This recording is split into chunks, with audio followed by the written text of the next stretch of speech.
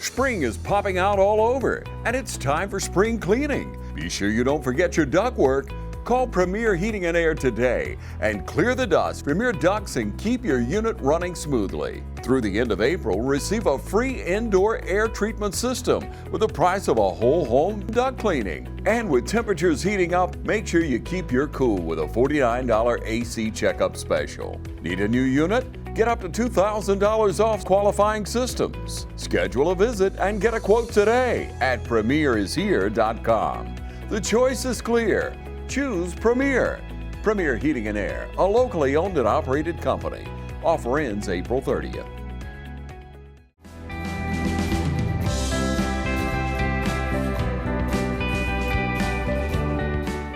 Hello everyone, welcome out to Roach Farm and Garden. We're here with Raymond Joyce, the County Extension Agent for Lawrence and surrounding counties. Raymond, it is springtime and we all love spring and to get out and do some great things. Right. We wanted to come in today and talk to you a little bit down at Roach about some of the beautiful flowers, some of the plants that you can set out at this time. Right. You have some herbs here in front of us. It's really just ideal for planting and growing, isn't it? Well, it is getting that time. It's ideal, for planting, trees and shrubs and perennials, lilies, those type things. A great time for that. And then it's also a great time to get your garden ready, your vegetable garden ready, and get ready to put your warm season vegetables in, get everything ready.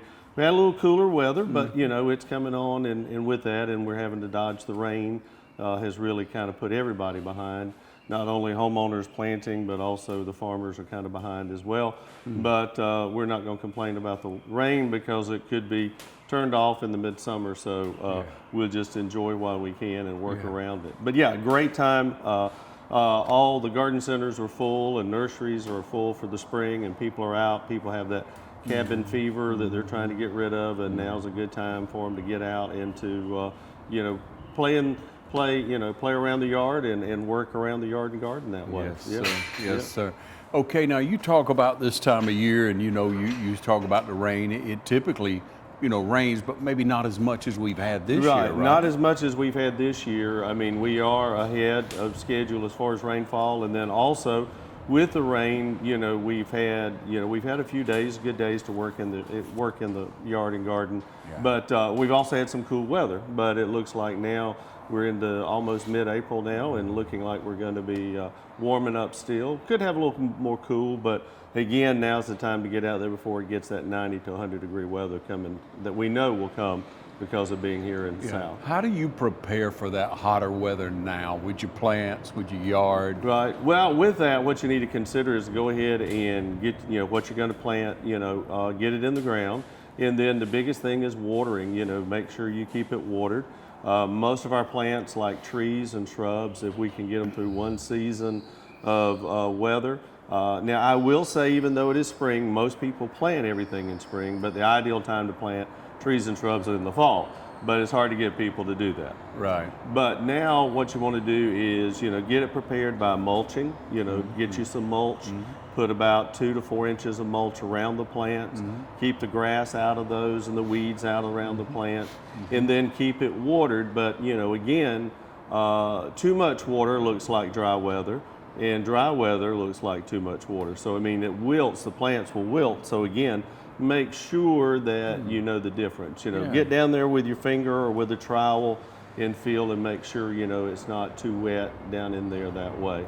But choosing a well-drained location, depending on where the plant's supposed to go. If it's a full sun plant, put it in full sun. If it's a shade plant, put it in shade. And then, that way you don't have to drag the water hoses as much as you would in the summer by getting it in the ground now. Yeah. Hey, it's so important to think about where to plant things too, Right. Raymond. You see people plant them up next to the house. I'm dealing with a situation now where people have planted trees right next to a retaining wall, Right. which makes no sense at all. A little bitty plant looks so pretty right there, but you got to look where it's going. Right, you got to look where it's growing. That's where you can do your research. Through our office, we have publications that talk about the height and width of the plants. Also, you can go online. There's many extension resources across the South and many, commercial resources that you can go in and get information from. Checking here at Roach's or any other garden center, they can tell you how high it is that way. And in most cases, most of the plants are going to have a plant tag on them that may or may not have all the planting information. But knowing the mature height, and again, allow that space, thinking about how it's going to get big, and allow that space, even though it may look like it's going to be a little bit bare, but in time it will fill in. You have to look for tomorrow, don't you? That's right, Raymond? that's right. Hey, you mentioned farmers a little bit earlier. What's going in the ground now? What's coming out? What kind of situation our farmers have right now? Well, the farmers right now, we're planting corn, grain corn in silage. We're planting that in between these rains. They've had some days. The farmers are also burning down their winter ground covers or winter cover crops that they had. Yeah. Farmers planted back in the fall, planted rye and radishes and turnips and veg, basically to help enrich the soil with organic matter and some nitrogen. But they will burn those down, and then they'll come in and plant right in, so they don't have to till the soil. They'll do that. But they're planting corn now. Wheat and oats and rye are all maturing now, are beginning to head out. And in a few weeks or next month, probably we'll start, hopefully if everything goes well, we'll start cutting wheat and harvesting that. In addition, we'll move from corn, growers will move to cotton, they'll move to peanuts and soybeans that way as well. And many people will come behind those soybeans, behind the wheat that they're going to cut, and they'll plant soybeans that way. The market is real tough. This is going to be a tough year for farmers across the United States because of the rising input costs and lower prices that they're receiving at their buying points. So it's going to be a real tight year for the farmers that way. So say some prayers for your neighbors who are farming. And remember, without the farmers, we don't eat, we don't have clothes, we don't have places to live and things like that. So, and even we don't have fuel for our vehicles. So make sure that you thank a farmer when you see them that way. Yeah, for sure, Raymond. And you look at the average consumer, they go to the grocery store to paying all these higher prices, and they're like, how could the farmer not be compensated? They're growing it, they're producing the product, bringing it in, and the end consumer going in there and paying a higher price for it as we see it at the grocery stores or what have you. What's the advocacy? Who are the advocates for the farmer? Well, the advocates of the farmer are like Georgia Farm Bureau, American Farm Bureau. There are commodity groups like Georgia, the Peanut Commission, the Cotton Commission, Corn Commission, all of those. There are groups out there that are promoting agriculture and promoting not only just row crops, but livestock, just like these plants that we see surrounding us here today. They were grown, they're considered agriculture. They were grown. All of that is important for the farmers. And there are groups, particularly here, the local Lawrence County Farm Bureau. Every county has a Farm Bureau, and then the state, and then the national. But trying to educate people and also educate the politicians who set the programs for that. But the farmers are one of those that, with farming, it's all dictated by the marketplace. If there's an oversupply, the product gets lower. If it's too little, then the price goes up. But it's also now American farmers are also facing that it's a world market now, and so they're facing other countries like China, Ukraine, Russia, all of these other countries that are beginning, Brazil, Argentina, that are beginning to grow, and we're competing against them as well in the marketplace. Yeah. A lot of us look for healthy food. We look for organic. We look for things that are going to go into our bodies that are very healthy. And I have a lot of friends who really study on this, and I get some good conversations on it, Raymond. But there are many people who will not purchase anything that's not grown or raised in America. No third world country, because of the pesticides and things that we ban is just one of the reasons that are used over in those other countries. Can you speak on that? Yeah, I mean, there are a lot of people. We try to, again, the local effect, the local farmers market that we have here on Saturdays during the summer, buying local, buying, in the United States that way. Because again, when you and I were growing up, we didn't have all the fresh fruits and vegetables that we have year round now.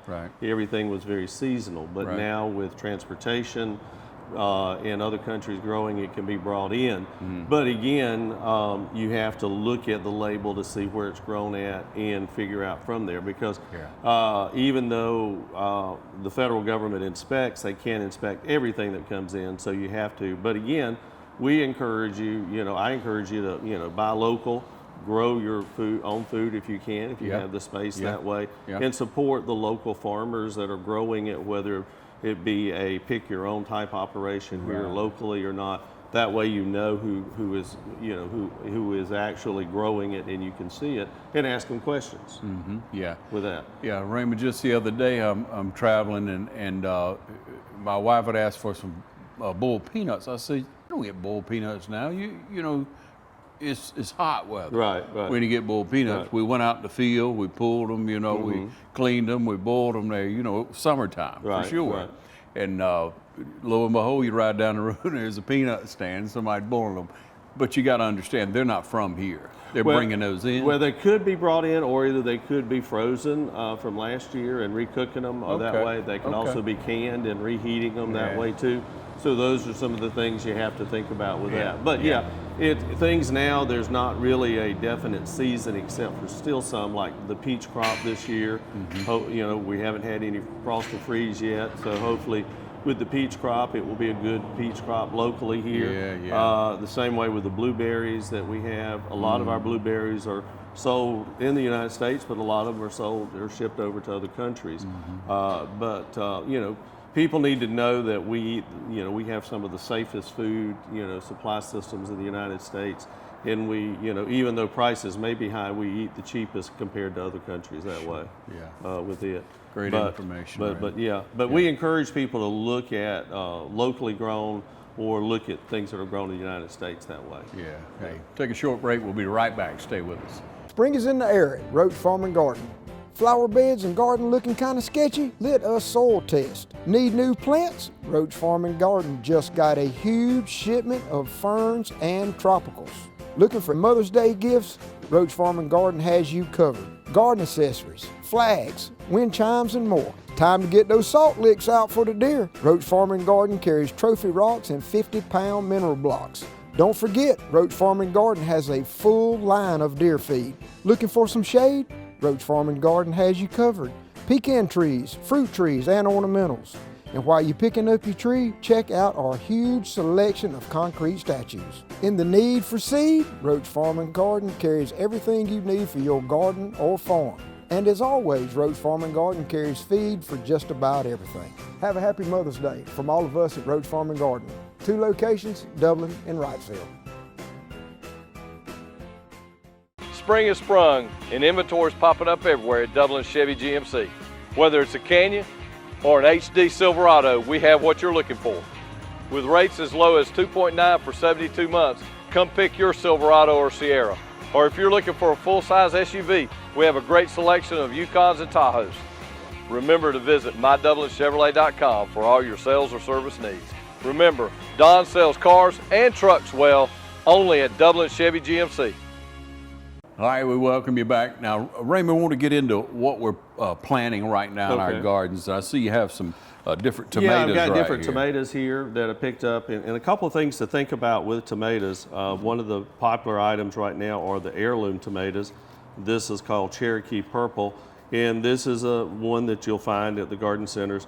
And it's a purple, kind of a darker color, but it's an heirloom, meaning that it is basically been handed down through families, and particularly people are looking at the heirloom because typically the heirlooms will give you a little bit more flavor, and different ones. And there are all kinds of different heirloom tomatoes out there with it. Now, these are not as disease resistant as, say, if I reach down here and got get this big boy or another one. These are all hybrid tomatoes, whereas this is an open pollinated tomato here that you could save the seeds from, but not from this. But you've got these, the heirloom, many people are growing those because of that. And again, with our 2 other tomatoes, our hybrid tomatoes, this one is a big boy and this one is a bush Goliath. One of the things to think about when you look at tomatoes is there are 2 types. There's an indeterminate and a determinate. Indeterminate refers to the growth of tomato. The indeterminate will continue to grow and grow as long as it gets water and fertilizer. It can get 6-8 feet tall. It'll keep growing as long as it's got support and all. Okay. With the indeterminate. Now the determinate, like this Goliath, it will grow up to a certain height and just stop. And that's all it's going to grow. It's more of a bush type. It's what we call a determinate. It means it goes up to a certain height, and that's the highest it's going to get. Gotcha. With it. No matter what you do, it's just going to be that height. That's just natural. The other thing, comparing these two varieties, just not necessarily between indeterminate and determinate, this tomato has more resistance to diseases than this guy does, this particular one.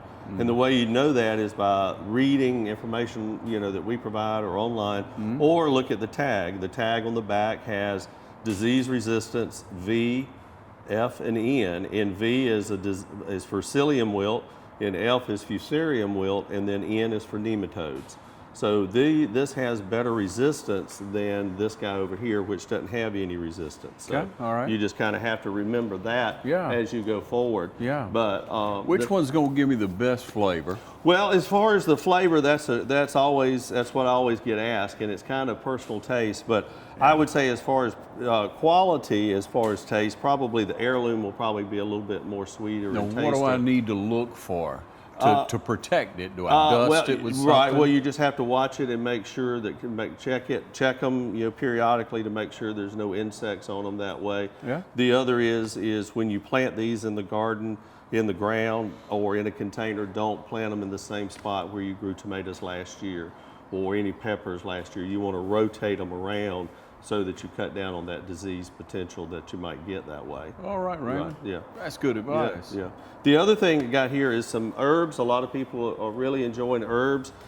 This particular one is spearmint. I will caution with spearmint or any of the mints, if you're growing these, you need to contain them, meaning put them in a container because the mints will actually grow everywhere. They'll go wild on you if you're not careful. Yeah. But people use these in their teas and they use them in cooking and things like that. A lot of people, instead of using salt and pepper and other they will use these natural seasonings that you'll have. Rosemary is probably one of the most common ones that you'll see around. And this makes a good plant in the landscape as well, but it can also be pinched and used for cooking.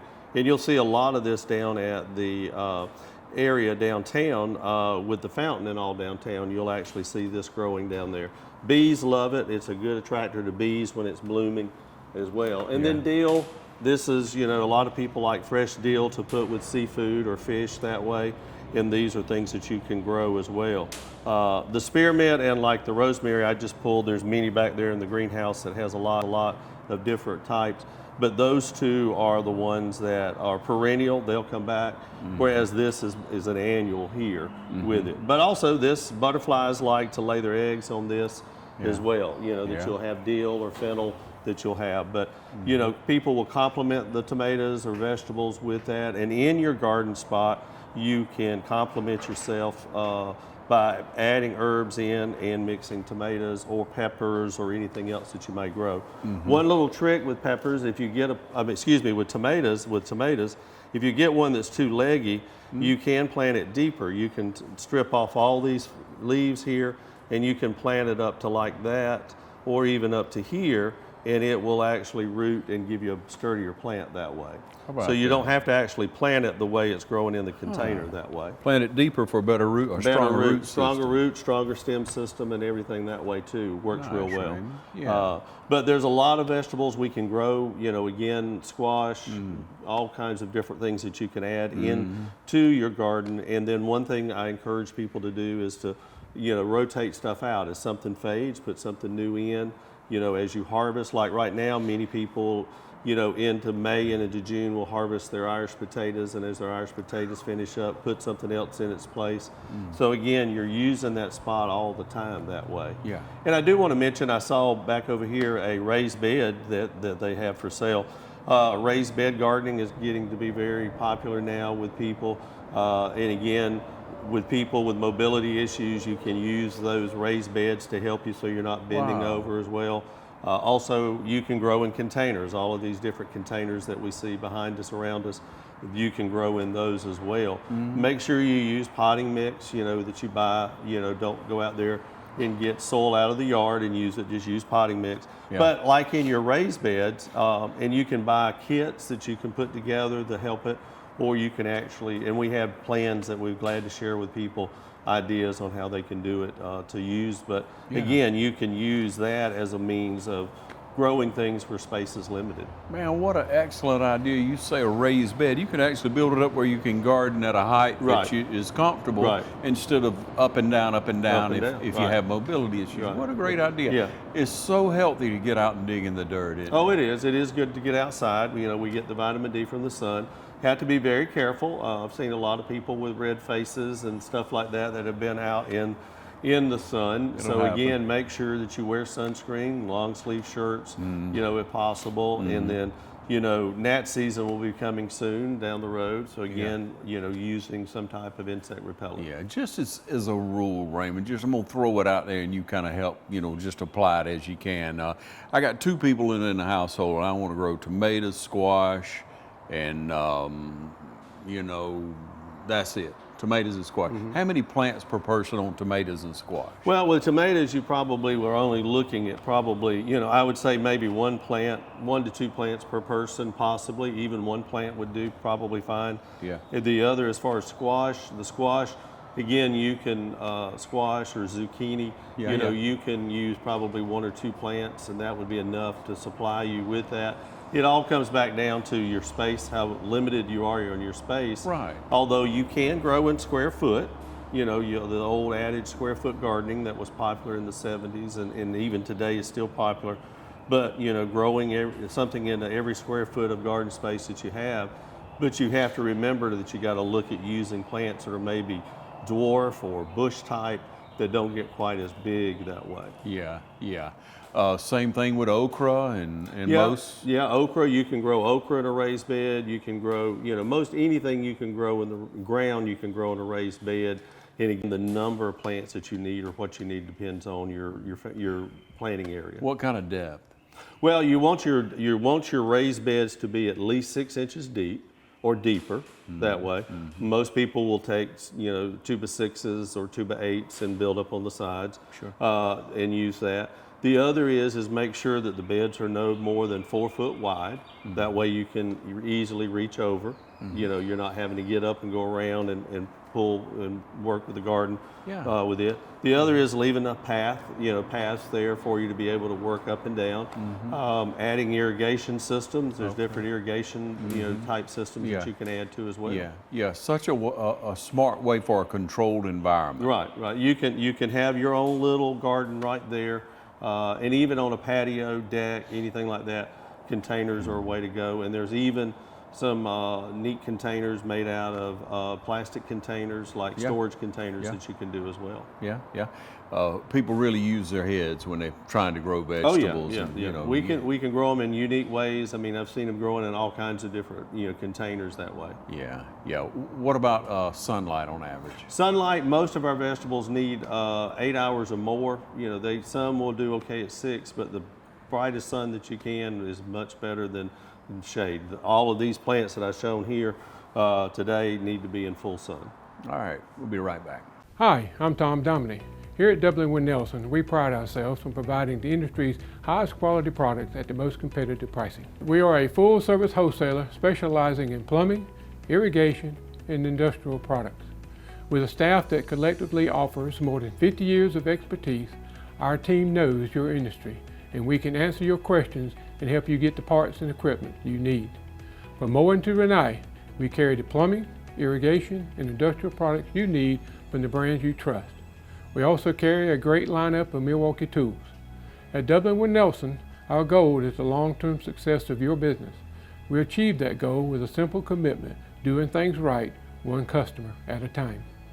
If you have a question, or if you're looking for a hard-to-find part, give us a call.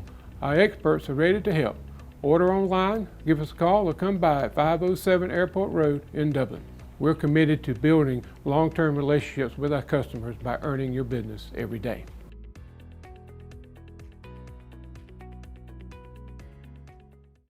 Hi, I'm Brandy, and I would like to invite you to experience our newly renovated mammography suite at the Fairview Park Hospital Breast Center. Our breast center has its own dedicated entrance with a relaxing boutique-like waiting area. You can make your appointment online anytime at fairviewparkhospital.com or by calling 478-274-3919. Most appointments take 30 minutes or less, and we will have your results back to your doctor within 24 hours. All right, we welcome you back. I see this all over, Raymond. That's why I want to add it in here and get you to tell me what in the world it is. This is amaryllis, and right now around the county, around the state, you're seeing these blooming everywhere. They are from a bulb. You can see the bulb there. And they're great about dividing themselves. As you can see here, there's another plant, another bulb forming there that will come off of this plant here. And again, the flowers. A lot of people got these during Christmas. That's a good thing. Many people will give amaryllis bulbs in kits or give them to people to have. And you can, now's a good time to take them and put them out in the yard, in a garden spot. Again, sunny, well-drained location. And the other thing is let this foliage die back. Don't cut it off or anything. Now, when these flowers finish blooming, this flower stalk, you do want to cut it off because you don't want all the energy going into making seed. So once these fade out, just come down here with a good sharp knife or a sharp pair of scissors and clip that off, and then just leave all of the foliage like it is. Okay. Now these are in containers, so what you can easily do is find a location at home with them and then take and lift them out and just set them in the same way they were growing. Now that bulb that you get at Christmas, or that you may buy the bulb separately other than that, always leave them about a quarter to a half, about a half of the bulb needs to be out of the ground. That way it does much better that way. The roots will grow. But these will grow foliage all summer long. After these fade, they'll grow foliage, but leave that foliage there so that you don't take any energy away from the bulb. And then also during the summer, you can fertilize them with 888 or 10-10-10 fertilizer, or a slow release type fertilizer will work. But these complement, these go well with irises, they go well with daylilies. They go well in containers. You can put them in pots and keep them that way, or put them as a focal point somewhere on a patio or yard, in your yard somewhere like that. A lot of beauty out there to enjoy. And just like the hanging baskets behind us, you know, those work great on porches or patios, that way that you can have that way, and the beauty.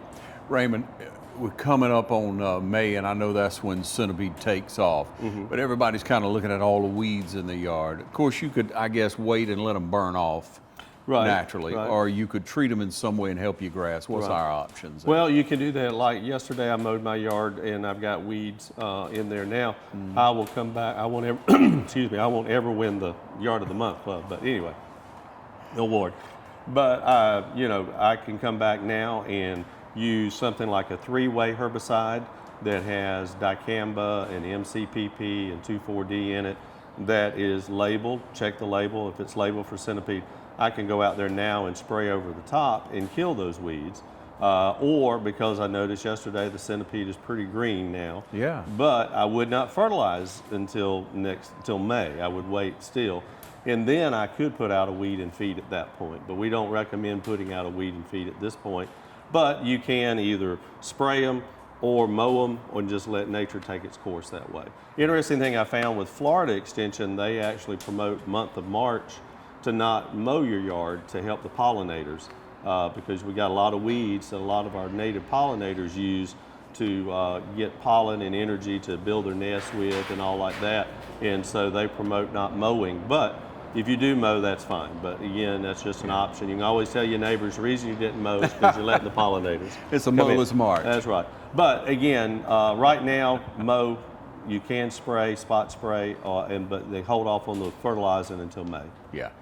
Always good to get a soil sample if you're going to do anything like that, though, right? On your yard. Tell us about that. Well, soil sample, they're $7, and you can come out to the office and get the bags. We also have instructions that we can email you or mail you a copy if you need that. The test is good for like the turf, like you mentioned, the centipede. We'll take samples individual samples at 4 inches. We'll go about 10 or 12 locations across the yard scattered. Mix all of those samples in the bucket, stir it up like a can of paint, and then bring us a pint of soil. Or if you got the bags that you get from us, fill that bag up to that line. If it's something like ornamental beds or tree beds or flower beds, we go down to about 6 inches. And for your vegetable garden that we talked in previous segment, go down 6 inches. But you randomly take a sample about inch wide, 6 inches deep, and you just randomly go around to different areas until you get enough soil, stir it up, and then bring it to our office. We send it to our lab in Athens, our UGA lab up there. Then they'll send us, email us a report, and then we'll email it or mail it to you. Yeah. But awesome. $7 is a good idea to do that every year, or at least every couple of years. Yeah, well worth $7 Yes. and the time that's Right, involved. right. with And it. I do want to mention, we are, a lot of people still think we're over on Telfair Street, but we're not. We're actually out at Southern Pines, out at the recreation center there, the recreation complex, and we're in the building there adjacent to the livestock building. So we share the building with Recreation Authority, so that's where we are. Yeah. Glad you're out there, Raymond. You Yeah. know it's a better location. Yeah, it's for great. you. It's great for customers have liked it. We like it being out there, and we Bet thank you the do. commissioners again, Lawrence County commissioners, Yeah. for doing that for us. But it's great to be out there. A lot of opportunity, and encourage people to come out there while they're out there. Stop by the office and visit. Yeah, yeah.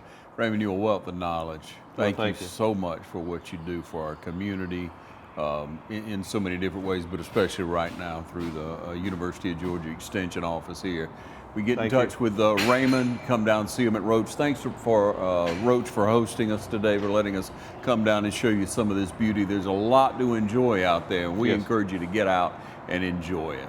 Thank For you, sure. Ron. Thank you. Go Dogs. Go Dogs.